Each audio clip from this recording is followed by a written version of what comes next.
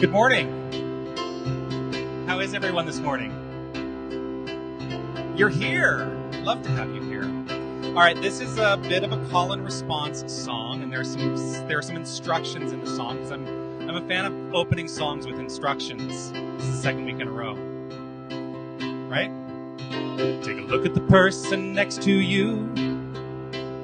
Say, I recognize the light in you. Feel the love you were born to be. Lift your voice, repeat after me. We come together, we come together, we come together. In the name of love, we come together, we come together, we come together. In the name of love. Does that feel good? Do you feel like standing up and lifting that energy up even a little bit more? All right, there's more instructions here. Take a look at the person next to you. Say the light's in me and it's in you too. Feel the love you were born to be. Lift your voice, repeat after me. We come together, we come together, we come together. In the name of love, we come together. We come together, we come together, in the name of love, from every walk of life, in every creed and color, in kinship we unite, to honor the light in each other. Take a look at the person next to you.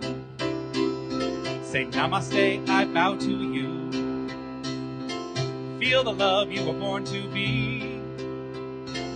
Lift your voice, repeat after me. We come together, we come together, we come together.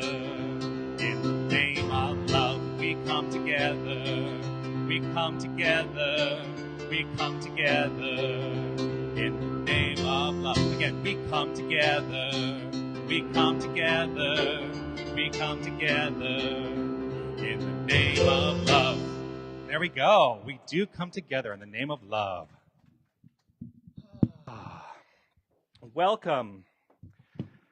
Welcome, welcome, welcome. Welcome to Tucson New Thought. Y'all feeling good this morning? I have a lot of energy this morning, so look out. On Sunday mornings, I get up at about 4:30 in the morning, and I just go, go, go, go, go.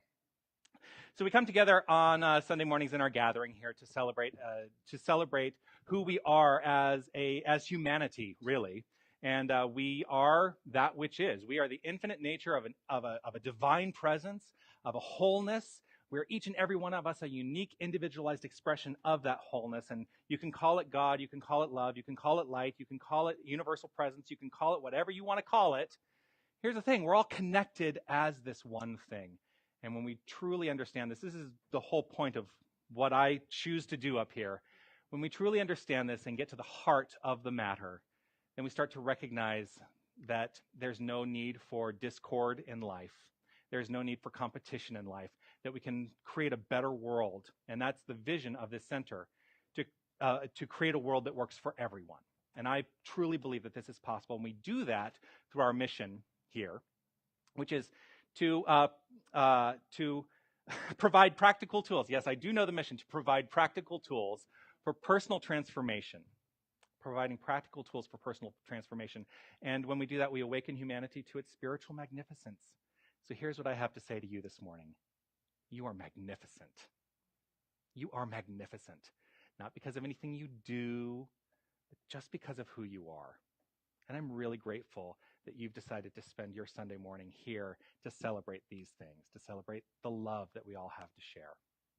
We come together every single week with these values in mind: community, diversity, and creativity. And why not? Everyone at any point of their spiritual path is welcome. And wherever you are on that journey, you are welcome here. And if you have any thoughts, so we do a formal kind of gathering and celebration and service. And one of the things I really want to encourage is, following the experience where I'm up here, I will come down there, and then we can all have conversation and, mill about. And if you have any questions, please feel free to certainly bring that all up. Hey, John. All right, so we're going to do a little bit of centering, which is one of the ways I really like to start. I'm going to invite Stefan to do a little noodling on the keyboard, as I invite you also, each and every one of you, to relax right where you are. Just allowing yourself to fall into the recognition of your breath. Relaxing the body. Letting go of any thoughts that have preceded this moment. Anything that has preceded this moment is not necessary right here, right now. Letting go of any anticipation for what is to unfold. And simply relaxing into the present moment with fullness of recognition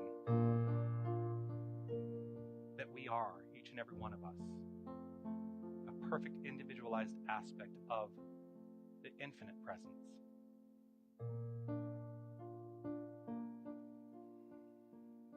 Deepening into the awareness of your breath. Relaxing. Realizing that there's nothing that you need to do to make the breath happen. It simply happens. It is the very act of spirit. With each inhalation, breathing in love, and with each exhalation, breathing out love. And as this continues, recognizing that this entire room is immersed in love.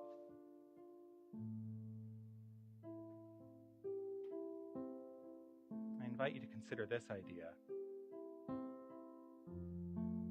that the aspect of this unified infinite wholeness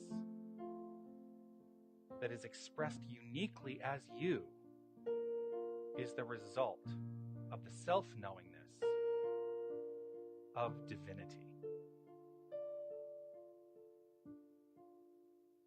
The aspect of the unified infinite wholeness that is expressed uniquely as you is the result of the self-knowingness of divinity.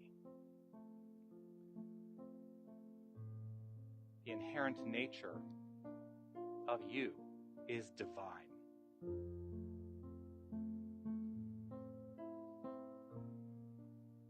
Allowing the self to become more and more relaxed. Continuing for just a few moments in the silence.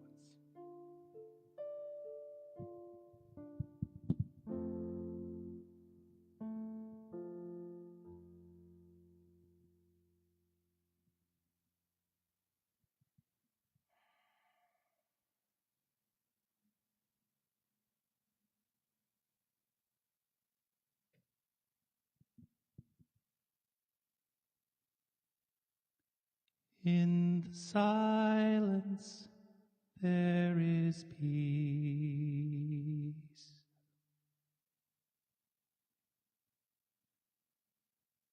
In the silence, there is unspoken joy.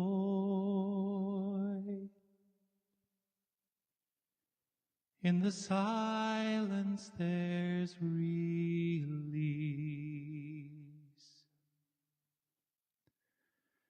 As my heart opens up to the voice,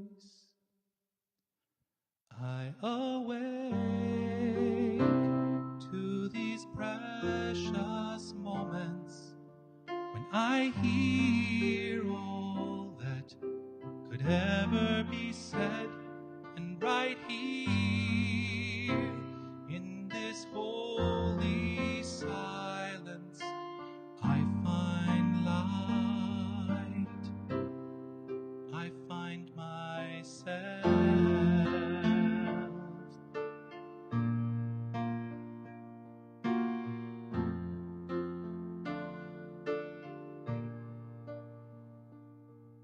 In the silence there is peace. In the silence there is unspoken joy. In the silence there's release.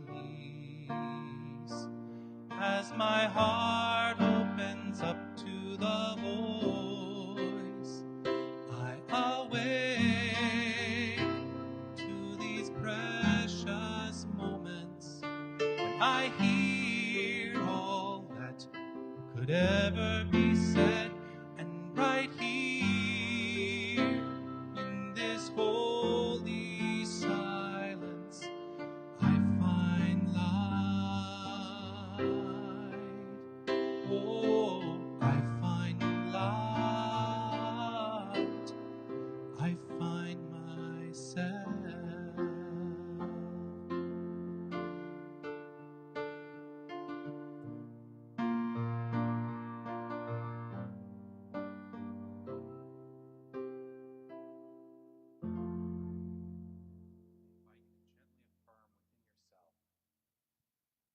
Repeating with your inner voice, I am here. I am fully present.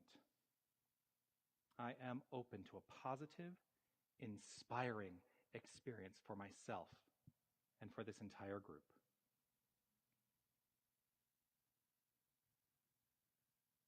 And in this place of relaxed awareness with a final easy breath, I invite you to open your eyes when you're ready.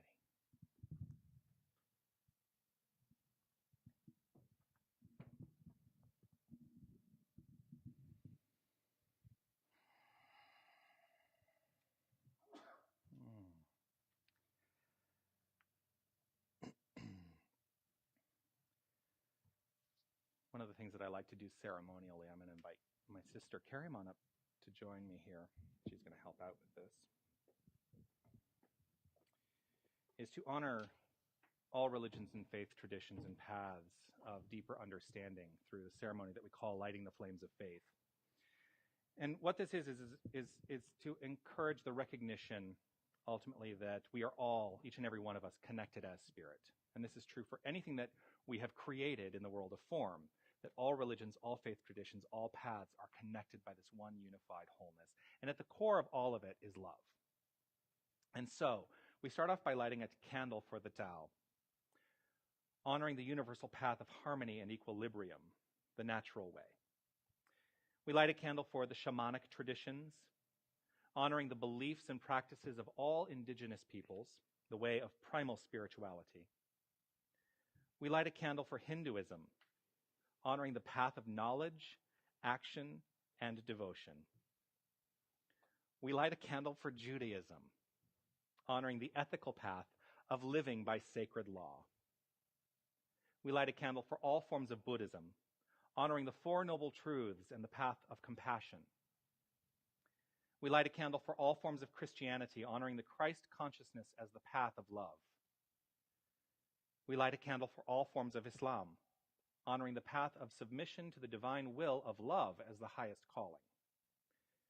We light a candle for the universalistic religion of Baha'i, honoring the path of unity and peace.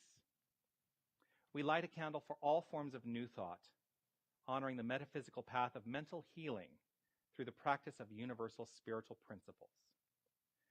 We light a candle for all those who are as yet unaware of the power and presence of spirit in their lives, and for the space that we are holding for them. And we light a candle for all faith traditions unnamed in this ceremony, and also allowing this candle to represent the healing of any circumstances that require divinity to be revealed. The final candle that we light is for you. And whatever speaks to you in this moment, what has come up through you in your heart, this candle represents the infinite nature of you. Thank you.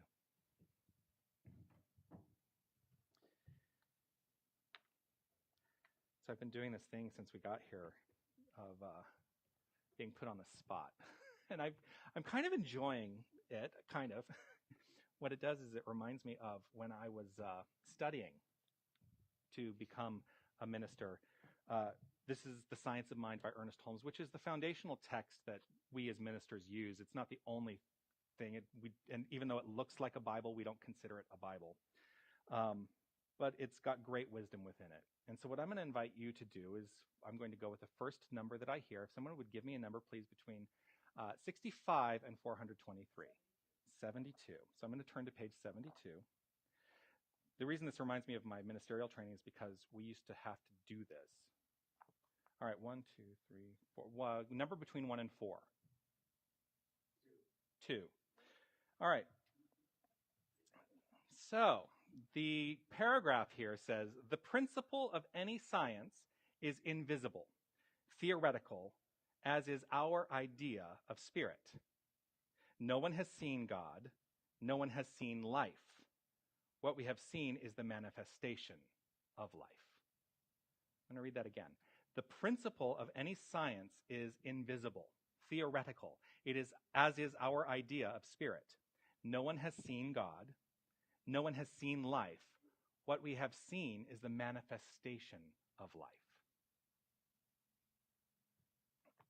Here's what comes up for me in reading that. Each and every one of us, one of the things that I say up here, and this is shocking, even in New Thought circles, I'm kind of a little bit of a radical, because I'm going to the place where I believe Ernest Holmes ultimately ended up. And it was actually the place that sort of took a turn for New Thought, because there's a gentleman by the name of Thomas Troward, who is he was a New Thought practitioner. He was a judge in India. There's a lot of history. He was one of the major influences on Ernest Holmes. This book is basically an accumulation of the thinking and ideas of Thomas Troward and Ralph Waldo Emerson. Those are the two primary influences on Ernest Holmes as he wrote this book. But Thomas Troward basically said the absolute, which is the infinite nature of all of it, right? And the relative, which is the stuff here, are basically separate but the same thing. Now, how can you say they're separate but the same thing, right? He was basically saying that. But what Ernest Holmes eventually got to is to say this. The absolute is the relative is the absolute at the level of the relative. He was saying there was absolutely no separation. And so where we're taking this now, and I'm going to use the G word, which turns a lot of people like, oh, but you're going to use that word? It allows us to really start to understand that we are God. There is no man in the sky. There is nothing separate from any single one of us. We are God, because what is God? We don't see God. What we see is the manifestation of God. We see the manifestation of spirit. We see the things that are created by the creative nature of all of the allness. That means you and I are all simply manifestations of the thing, but we are manifest of the thing itself as ourselves. Am I making any sense? And it's like, right? We are God. I am God. You are God. And here's why I think this is such an important lesson to understand. Because what I'm not saying is, I am God and therefore I have dominion over anything else. What I'm saying is, when I understand who I am, and I understand that you are that as well, each and every one of you, then we start to live in a cohesive, cooperative society, because there is no need for other, because there actually is no other. We're all one thing. We're all one wholeness. That's how I believe we will begin to truly heal the divides that separate us, is by coming to a deeper place of understanding the truth of who we are. Fundamentally, we are spirit. We are God. We are that infinite creative resource manifest as us. Can we see God? Well, I see God in every single face I encounter. I see the manifestation of this infinite divine power. Can I see the infinite nature of God? Not really, because it's infinite. I can't even comprehend infinity. Truly. Have you ever tried to comprehend infinity? It's like, again,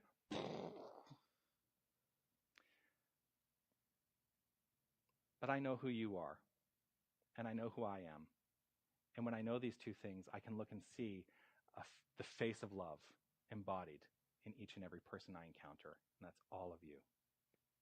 So there we go. Something to consider. And it's perfect, because as it always does, it's going to tie right into what I have to say today after our special music.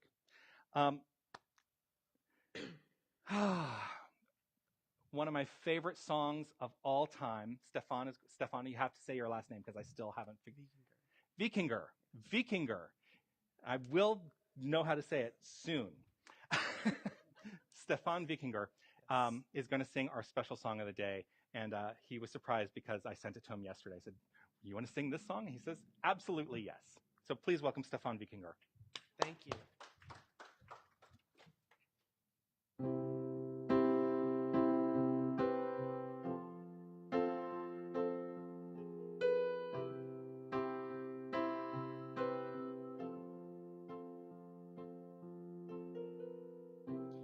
Imagine there's no heaven. It's easy if you try. No hell below us, above us only sky.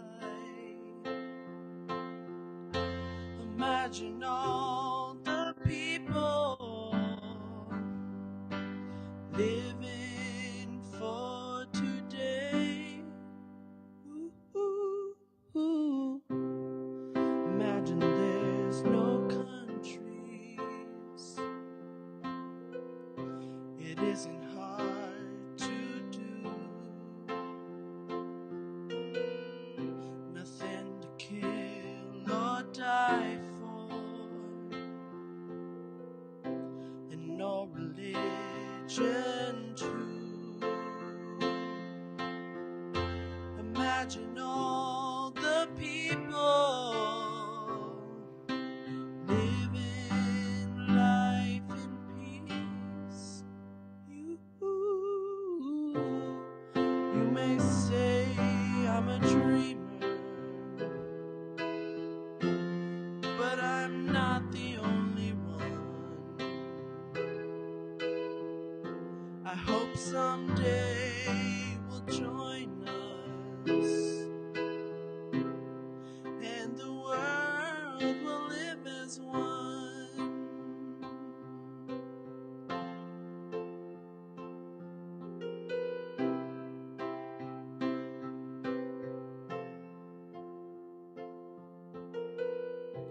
Imagine no possessions. I wonder if you can. No need for greed or hunger. A brotherhood of man. Imagine all the people sharing all the world.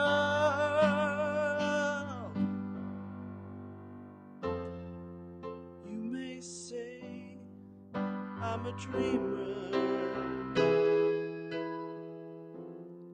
but I'm not the only one. I hope someday we'll join us, and the world will live as one.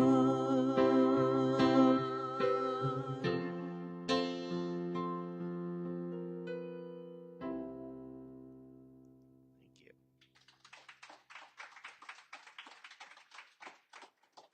Stefan Vikinger. Thank you. Thank you. Who doesn't love that song? Such a great song. I'm going to be up here for a while if you want to take it,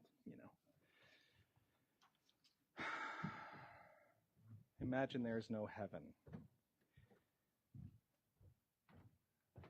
It's easy if you try. There is no place called heaven. There is no place called hell. None of those things exist except as ideas in our own mind. And one of the things that I also really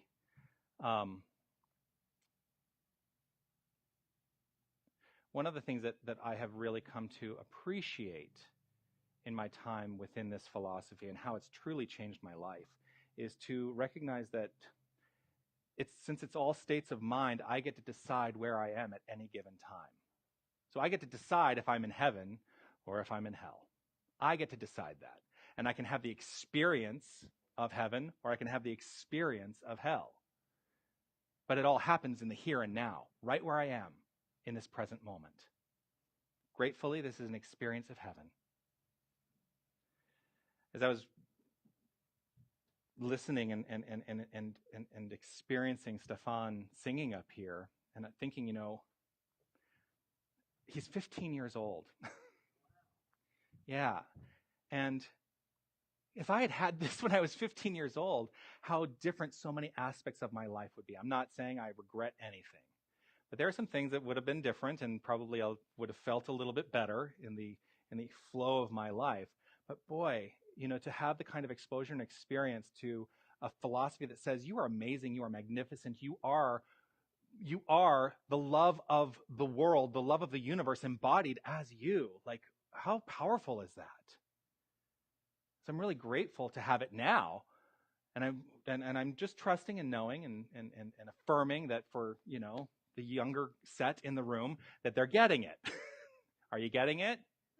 They're completely out of it. He's back there. Oh, okay.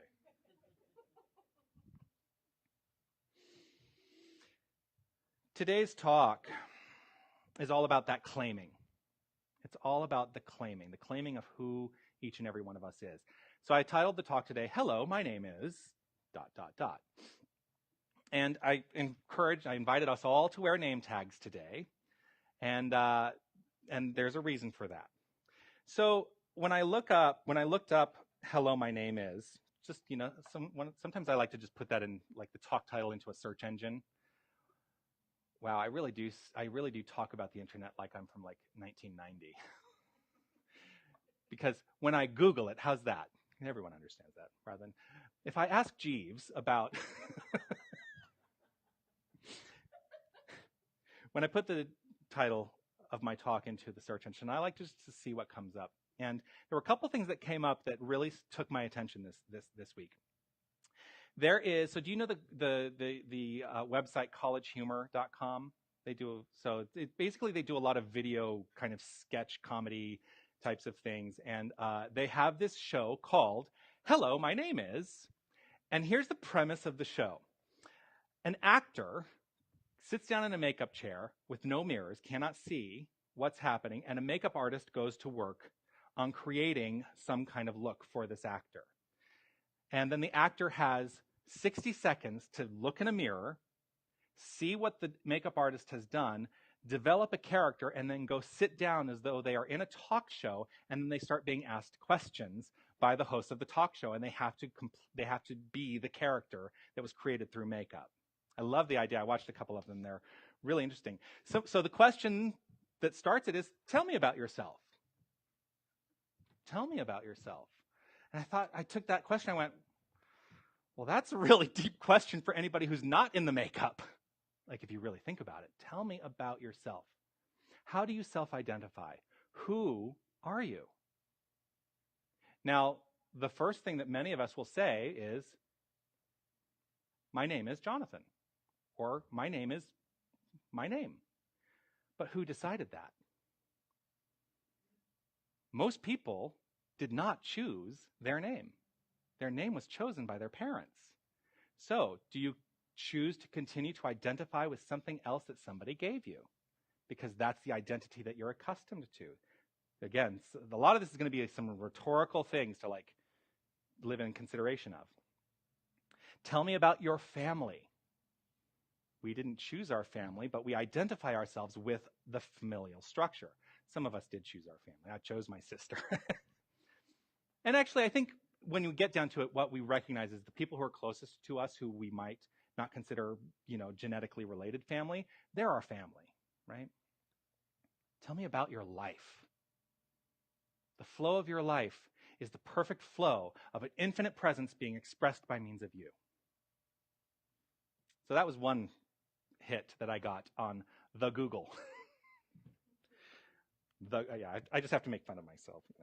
One of my first jobs out of college was actually working for a software development company back in the early days of the internet. And I learned so much. I learned how to like build websites and all kinds of groovy things back in the 90s. There was another hit that came up, and this is the one that really piqued my interest. There's a gentleman by the name of Scott Ginsberg, and he has a website called HelloMyNameIsScott.com. And he has a manifesto and believes that everyone at all times should wear name tags. He wears a name tag 24/7. And you may think, well, wait a second, he wears it to bed? In fact, he does. He's now had a name tag tattooed onto his chest that says, "Hello, my name is Scott." So he literally has a name tag on 24/7. And in his manifesto are 18 ideas.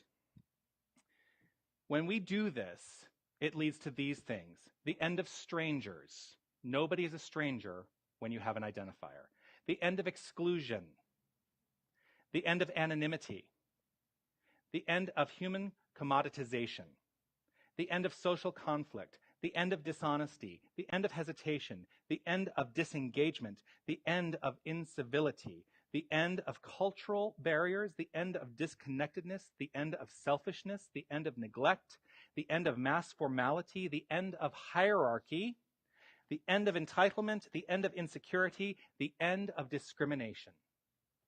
He believes that all of this can be accomplished if we simply wore name tags. Because what happens when everybody walks in, the first thing is, who are you? Like, what's your name? Like, you go through that formal process. Like, what if we didn't have to worry about that? It's just marvelous. So beautiful to see you. So grateful to have you here today. Robbie Jean, thank you for being here. So that it's an automatic connector. It's an automatic connector. I love the idea. So he's done a TED Talk if you want to go watch. His name again, Scott Ginsberg. I know everybody's like, I'm writing that down. Nope. If you want to know afterwards, I'll tell you again. So today I invited everyone to put on a name tag with this in mind, that now we're breaking down the barrier of that first hitch to actually knowing somebody. So now we all know who each other is. We all know who we are or who each other is. I'll get the grammar of that someday. So here's the question that I have for you. As you walked in, and some of you have been here before. I know that I've not necessarily invited us all to wear name tags. It may have been a moment of going, wait a second, why are we doing name tags this week? Or if you've not been here before, it may have just been something that felt natural, like, oh, okay, we wear name tags in this experience. So just check in with yourself. What was your initial reaction to being asked to wear a name tag today? What was your initial reaction to being asked to wear a name tag today? Because a lot of us, I know that for me, I always have a second moment of hesitation when I'm asked to wear a name tag in a group setting. And I don't know why that is. Except when I'm like, oh, do I really want people to know? Like, do I really want to identify? Or here's the other thing. Would you be willing to wear this out the door and wear it for the rest of the day? Yeah, I know. I've done it accidentally, right? But most of us don't want to have that identifier. And there's an interesting psychology to that. I don't know what it is, but we don't want to be identified. So here's what I know about you. No matter what, I will always look at you and identify you as the one thing that I know, which is pure spirit, pure love. Because that's all I choose to see anymore in my life. That's how I see every single person I encounter. That's how I see every single person on TV, politicians included. That's how I see all of humanity. Does that mean that everybody is acting in accordance with that ideal that I perceive? Not necessarily, but it's how I choose to see. And I think the more that we proliferate this idea that we get to choose how we perceive other people and recognize and know them only as, hello, my name is pure divinity. Hello, my name is love. Hello, my name is infinite knowledge. Hello, my name is all of it. I am all of it. Each and every one of us is all of it at the level of expression of ourselves. How do you feel in a situation where you're invited to wear a name tag? Here's the other thing. Have you ever gone into a situation to wear a name tag and written down something that was not your name? Just think about why? How are you choosing to identify in that moment?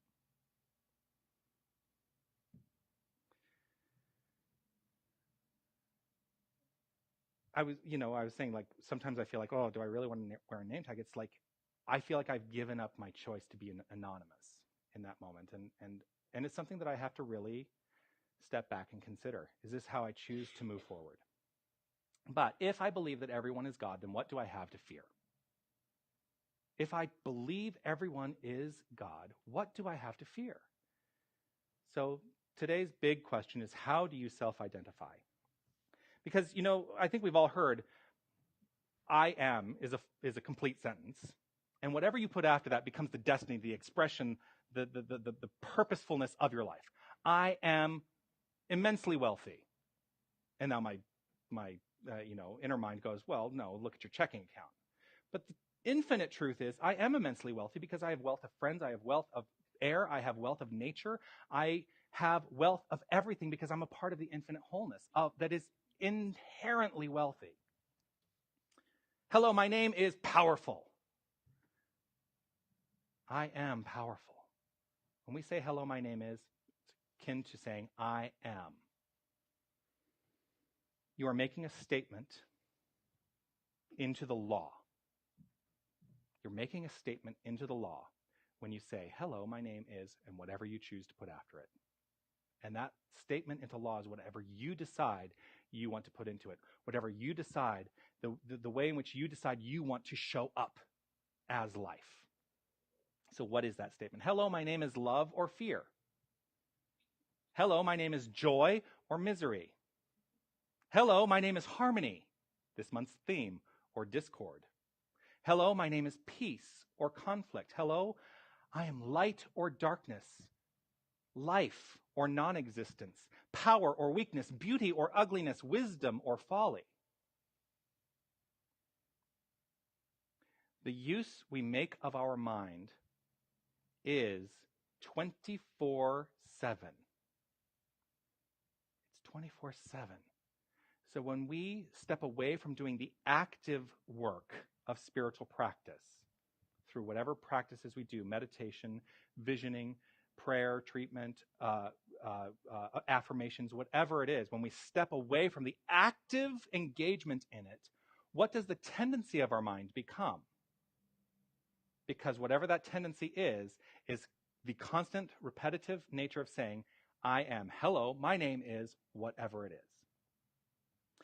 However you speak of yourself sets forth in motion the law of cause and effect. Ernest Holmes writes this: the limit of our ability to demonstrate depends on our ability to provide a mental equivalent of our desires. For the law of correspondence works from the belief to the thing. That's a lot to unpack, and I'm going to unpack it for a moment. The limit of our ability to demonstrate. So basically, that is saying the capacity that we have to create in our life, because the demonstration is the creation. The limit of our capacity to create depends on our ability to provide, and this is a jargony term, a mental equivalent. The easiest way to explain what mental equivalent is by saying this. Whatever is showing up out here has a perfect corresponding idea in mind. That's the mental equivalent. So whatever is showing up in our lives, our minds are ultimately creating that, because our mental equivalent creates. For the law of correspondence, remember I said this, so it's the mental equivalent, there's a corresponding idea to what is out there. The law of correspondence works from the belief, the idea in mind, to the thing. The law is always, always, always, always creating, which can be exhausting. Here's the good news. We don't have to actively create all the time, because the law is doing the work. But when our life falls into disarray, when our life falls into discord, when our life falls into expressions of misery or upset, when our life falls into, when it falls into darkness, however it shows up, when it falls into those things that feel destructive, that's the clue. Not that there's something to fix out there, but that there's work to do in here. Oh, it's exhausting. Oh, I have to do the work now. Well, here's the good news. And I've seen, and I can claim this wholeheartedly because this has been my path. So I stand here as an example of how to put this into practice. The more I actively engaged in the practice, more of the time, as it became an embodied sense of me, I had to work at it less. Because it's work, and it's work, and it's work until it's not work. Because we've embodied a new habitual way of thinking. New ideas in mind that become the default setting. That have become the default setting. Ernest Holmes continues with saying, "It is within our power to provide a greater mental equivalent through the unfolding of consciousness. We get to provide a greater idea to change what is happening in our experience. It is within our power to provide a greater mental equivalent through the unfolding of consciousness, and this growth from within, it's the work we're doing within, will finally lead to freedom." The nature of life is constructive. The nature of life is to always unfold in terms of greater expressions of creation by means of itself. And so, the more work we do, the more freedom we experience. And it all boils back down into, because I know who I am. And I know that my mind is powerful. And I know that I get to set the course for the expression of my life. Imagine there's no heaven. Can you imagine? It's easy if you try. No hell below us, above us only sky. Imagine all the people living life in peace. Imagine all the people living life in peace. There's an idea, a mental equivalent that we can begin to embody. And as we embody this mental equivalent and live life as peace ourselves, we begin to affect everything around us.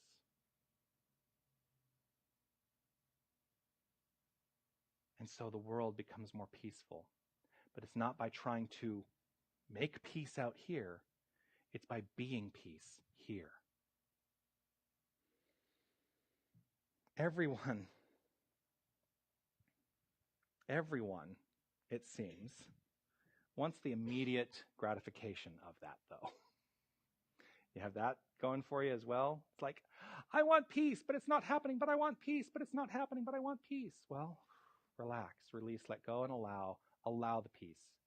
Because peace is inherent in each and every one of us. Love is inherent in each and every one of us. Joy is inherent in each and every one of us. These are our natural states of being. And anything that is contrary to that in our experience is something that we have control over. No matter what. No matter what. Because we cannot be affected by anything outside of ourselves unless we allow it. So I decided on Thursday, I'm a bit of a social media junkie. I'm admitting this freely to you now. I am on Facebook all the time. I'm on Twitter all the time. I'm always looking at the things that are going on. And what I realize is that I thought I had a handle on it, I'm going to only, like what I put out there, I'm trying to only spread the love, right? But I'm being bombarded by these messages and these ideas of things that are antithetical to my frame of mind. Now, I think I get it a lot less because of the people I associate with on social media, but I still get like messages coming through that are not serving me. And so on Thursday, I said, you know what? I need to take some time off. So I've taken myself off of Facebook. I mean, my profile's still there, but I decided I'm not looking at Facebook. I'm not looking at Twitter. I'm not going to allow myself to go into that right now for at least until Monday morning. And so here's what's happened in that experiment. Number one, I've gotten back hours and hours of time in my day. I'm like, what do I do with myself? Like, oh, I can actually engage in creation now. Like, I can actually purposefully do things that are so extraordinary and fun. And I don't have to be, relegated to just looking at this little screen all the time. It's a magnificent experience. So if you're engaged in social media, and not everybody here is, but if you are, maybe take some time off. So I got hours of time back. But I also realized I don't miss pretty much any of the messages. I just don't miss it. But I also realized how insidious it is. How second nature it is for me to just pick up my phone and hit the icon for Facebook. And every time I did it, I would say, wait a second, what am I doing? And turn it right off. I realized how every time I open a web browser, my first inclination is to type in www.facebook.com. Wait a second, what am I doing? No, I don't need to do that. Amazing how that can change, because I don't need to say, hello, my name is someone who is completely invested and immersed in social media all day. I get to say, hello, my name is independent freedom. My name is infinite peace. My name is, I get to decide how I interact with this world, and how much better it is to have face-to-face human interaction than it is to be sitting and looking at a screen a lot. So what ideas do you dwell upon? I have an introversion struggle. And a lot of people are surprised by this because I can be fairly gregarious on stage. Like, they're like, oh, well, you have such a, like, you're light and bubbly and have a personality. Like, yes, I do have a light and bubbly personality. And yet, by nature, I'm actually very much an introvert. And a lot of people, you think introvert, you think shy. It's actually very different from shy. Being an introvert is actually, how do we recharge ourselves? What is the nature in which we recharge ourselves? I need time away from people to simply be with myself. That's how I recharge. And other people need the people. Those are the extroverts. They need the people. That's how they recharge, right? So I used to basically claim for myself, hello, I am an introvert. But why? Where did I learn that? When did I decide that was a requirement for my expression of being? I'm in charge. I get to choose. And I can choose to be an introvert. I can choose to be an extrovert. In fact, when I'm up here, I think I'm choosing to be an extrovert.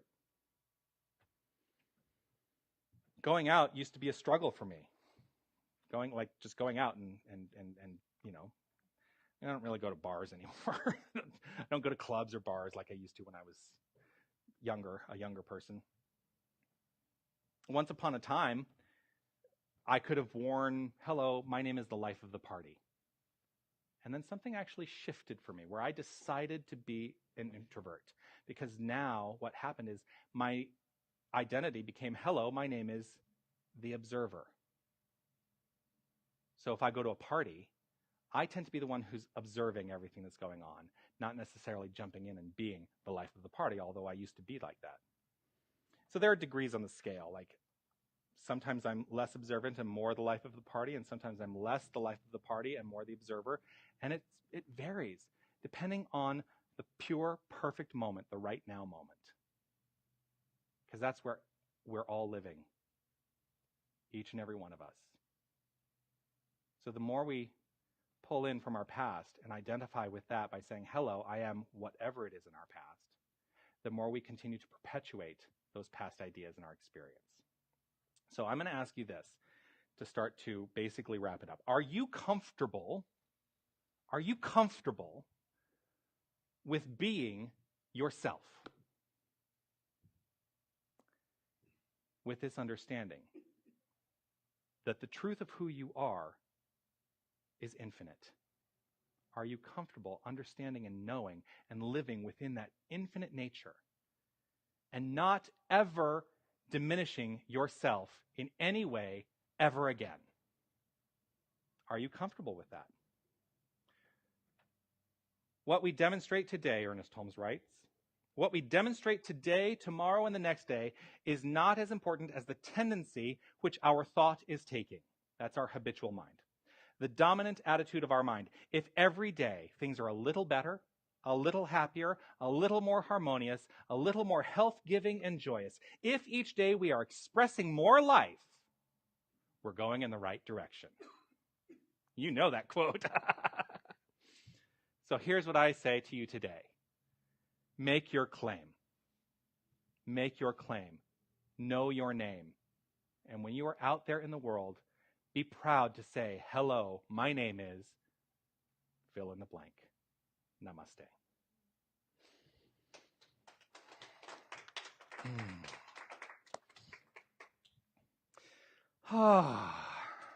Giving you a lot to think about, hey? So funny, that's the Canadian. I picked that up when I lived in Canada. And there are regionalisms where some Canadians will say "a," right? You all know that. But there are in certain regions they say "hey." I don't know. Just that's what it is. I'm going to invite you to take out whatever it is you're choosing to share today. Just as a reminder that this work here is supported through your generosity, and whatever you choose to call it, your investment, your tithe, your gift, your contribution, however you choose to use it and whatever you choose to call it, doesn't matter what it's called. I also want to let you know, I've not even acknowledged that there are people who are watching us online live right now, because we do webcast live. And I want to say hello to everyone who's watching on Facebook, ironically, to everyone who's joining us live, and say that you can also participate in giving by clicking the link there to make a donation. So there are many options for giving. You can donate in person, online. You can set up recurring donations on our website. We also can take cards here if you wanted to make a donation by way of card. Here's the thing that I know is that money is love in action, and that it takes money to put love into action, and that money is a physical representation of our infinite, inherent abundance.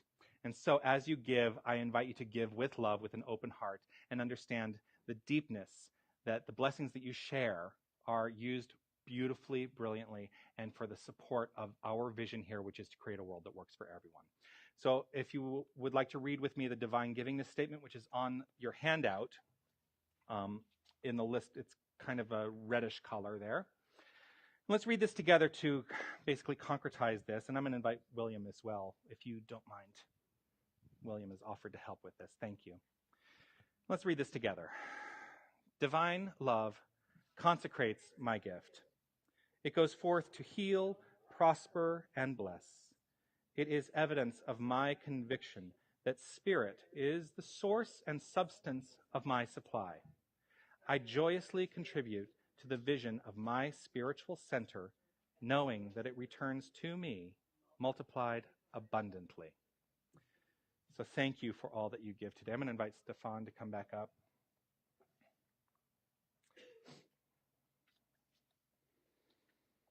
A couple of things that I want to let you know. As we grow, we have needs, and I'm looking for continued support. We have a sign-up sheet if you'd like to serve as a greeter or an usher. We had our beautiful greeter today, Marvis. Thank you for greeting everyone as they walked in today. And we're also looking for opportunities for hospitality. We will get to the point where we're setting up beverages. I'm not going to say coffee because we're having a discussion around that, but certainly bringing in some water, maybe some lemonade or tea or, something that we can all share as well. And I'm also, since we have an association with Dedicated Bakery, the gluten-free bakery, I'm going to talk to them about maybe getting a nice coffee cake every week or something, gluten-free, lovely something to share as a community every week. So any help that you can offer, I invite you to sign up, and I can let you know more about that as well. So last week I announced that I'm going to be teaching a class online using web conferencing technology called 4 Weeks to Financial Freedom. And when I set it up so that the class was going to start at 7 o'clock. Some things have shifted in my life, and when I prepare for the class, I do the spiritual work that I'm going to teach. And so I was doing the spiritual work that I was going to teach, and it's like I'm inviting into my experience greater financial prosperity. And I trust and know that it looks perfect, and how it shows up in my life is perfect. And so I do the work, and I've done that, and the next thing, increase my own financial prosperity. So this stuff works, folks. I want to say thank you to Stefan for providing music for us today. Thank you so much. I want to say thank you to Aiden for being our extraordinary technical person today. I want to thank John and the Spark Project Collective today. And I want to thank you for being here, for supporting the vision. And I want to thank Carrymon. Thank you for helping with the candles today. I want to thank all of you for being present here today. Thank you. And again, when we're complete, let's have fellowship. Let's talk. And if anything has come up for you, you're welcome to talk to me about it, talk to each other about it, because really community and communication go hand in hand. And I think that that's really where we're going to start to embody a lot of this, is really asking the questions that you want to ask. Because I know this is this presentational format. Sometimes you feel like, I can't really ask the question, right? But please ask the question. So let's take a breath. If you would, please, sir.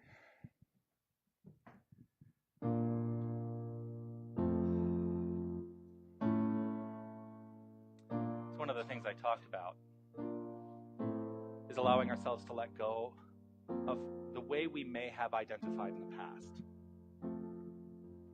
With the recognition that in the here and now, right here, right now, we get to create a new idea. We get to embody a new way of being by making the claim. And today we make that claim by saying, hello, my name is.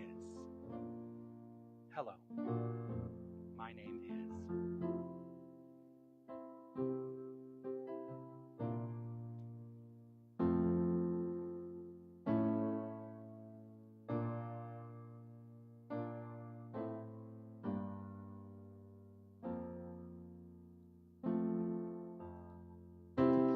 Every morning, the light keeps getting brighter as I wake up to the truth. Every day, I'm feeling so much lighter, and the world seems fresh and new. What I was taught and the way that I thought stopped serving me long ago. Now I'm learning to trust in the God of all of us. Each day I start anew, and so I'm walking away from the thinking that held me for so long. Today is the day I walk away. I'm walking away from the path that led me to confusion. Today is the day I walk away. I'm walking away from the thinking that held me for so long. Today is the day I walk away. I'm walking away from the path that led me to such sadness. Today is the day I walk away. Every day I walk away. So right here, right now, I allow myself to deepen into the deep understanding that there is only one power, one presence, one infinite creative resource. Everything that exists unfolds as the result of the self-knowingness of this infinite creator. And this is true of each and every one of us, for there is absolutely no separation. We are the infinite presence expressed as ourselves right here and right now. And this expression comes into reality, the experience of reality, through the claim of I am. Through the claim, hello, my name is. Through whatever claim we make, this becomes our identity as spirit. And so I know that we, each and every one of us, claim more deeply the love, the light, the harmony, the beauty, the joy, the power, the exquisite wisdom flowing through each and every one of us from that infinite presence that we all are. There is absolutely no separation, and so I know that it is 100% available at all times, living as us. We are the livingness of spirit. We are the love of spirit, expressed as ourselves. Trusting this, knowing this, and with deep gratitude in my heart for this, I simply release, let go, relax, and allow, trusting in the perfect unfoldment. I know it is so, as together we say, and so it is. Every morning brings a new beginning. By grace, another day to be.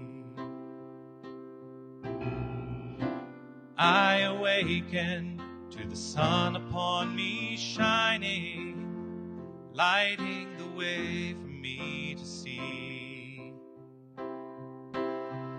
Things that I sought and the way that I thought stopped serving me long ago.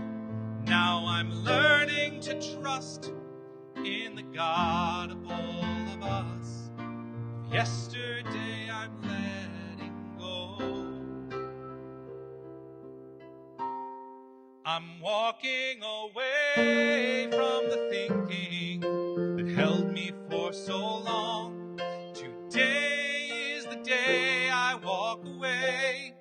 I'm walking away from the path that led me to confusion. Today is the day I walk away.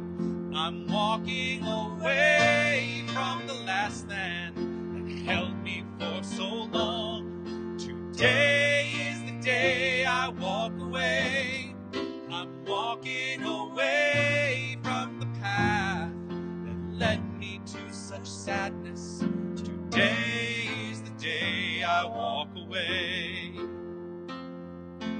Every day I walk away. Today is the day I walk away.